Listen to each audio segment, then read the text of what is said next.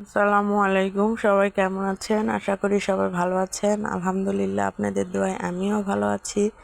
আমি রানী চলে আসলাম নতুন একটা ভিডিও। দেখেন, আল্লাহর সৃষ্টি, এক একজন এক এক রকমভাবে বেঁচে আছি আমরা। দেখুন, ওই দুজন নাকি মা ছেলে, খুবই অসুস্থ, পাগল।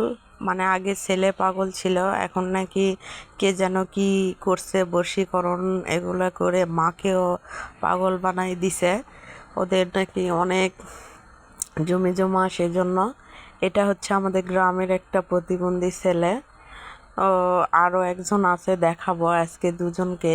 ও হাঁটতে পারে না, এরকম করে হাঁটে, দেখালাম আপনাদেরকে। আর এটা হচ্ছে দেবরের ছেলে।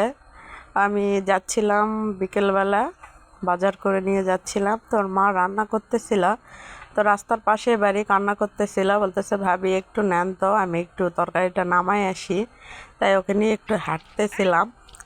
আর অনেক দিন যাবৎ বাচ্চা কাচ্চা সেরকমভাবে নেওয়া হয় না, তো মনে হচ্ছিল কেমন কেমন লাগতেছিল, তো ওকে নিয়ে একটু ঘুরতেছিলাম।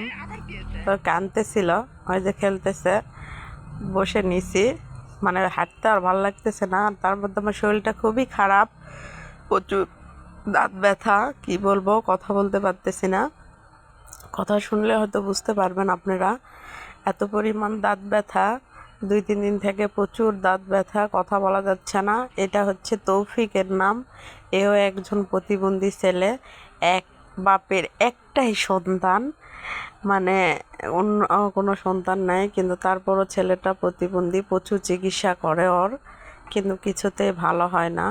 সবাই ওর জন্য দোয়া করবেন, ও যেন সুস্থ হয়ে যায়। আর এগুলা কি ফুল অবশ্যই কমেন্টে জানাবেন। এগুলো হচ্ছে নদীতে হয়, পুকুরে হয়, অবশ্যই কমেন্টে জানায়েন ফুলের নামটা কি। তো এখানে আসতেছে আমাদের চিকা মজ্জিম, মানে এটাও আমার দেবর। তাই ঘুরে ফিরে আসার পর গরম দুধ খাচ্ছিলাম, মানে গরম দুধ দিনের মধ্যে 2-3 বার খাচ্ছি, তারপরও ব্যথা কমতেছে না, প্রচুর ব্যথা। দেখেন আমার এক সাইডে ফুলে উঠছে, হ্যাঁ এই সাইডে আমার ফুলছে, দেখেন এই সাইডে ফুলছে, এই সাইডে কিন্তু কোনো ফোলা নাই, এই সাইডে ফোলা, এই যে ফোলা, এই সাইডে ফোলা নাই, এই সাইডে ফোলা। তো প্রচুর যন্ত্রণা হচ্ছে, তারপরেও সংসারের কাজকাম তো করতেই হবে। তাই তো চালটা দুটো নিয়ে এসেছি, রান্না করব। আর এটা হচ্ছে মূলা শাক, আজকে প্রথম কিনলাম। মূলা শাক আমার খুব পছন্দের একটা শাক, মূলা শাক খেতে আমার খুব ভালো লাগে। এগুলাই কাটে কুটে রাখবো, সকালে রান্না করবো সেজন্য। এই তো রাত হয়ে গেছে, ছোট পুস্কুটা আমার খাবার খাচ্ছিল পড়াশোনা শেষ করে, আর বড়টা পড়াশোনা করতেছিল এই ঘরেই। তো সবাই ভালো থাকবেন, সুস্থ থাকবেন, আমার চ্যানেলটা অবশ্যই সাবস্ক্রাইব করে দিবেন, আর লাইক কমেন্ট শেয়ার করতে কিন্তু ভুলবেন না। আমি নতুন, সবাই বেশি বেশি সাপোর্ট করবেন। আর আমি অসুস্থ, সবাই আমার জন্য দোয়া করবেন, আমি যেন তাড়াতাড়ি সুস্থ হয়ে যাই, কারণ দাঁতের ব্যথার মতো যন্ত্রণা মনে হয় পৃথিবীতে নেই। সবাই বেশি বেশি দোয়া করেন আমার জন্য, আমি যেন তাড়াতাড়ি সুস্থ হয়ে যাই। তো সবাই ভালো থাকবেন, সুস্থ থাকবেন, আমার চ্যানেলটা অবশ্যই সাবস্ক্রাইব করে দিবেন। আল্লাহ হাফেজ।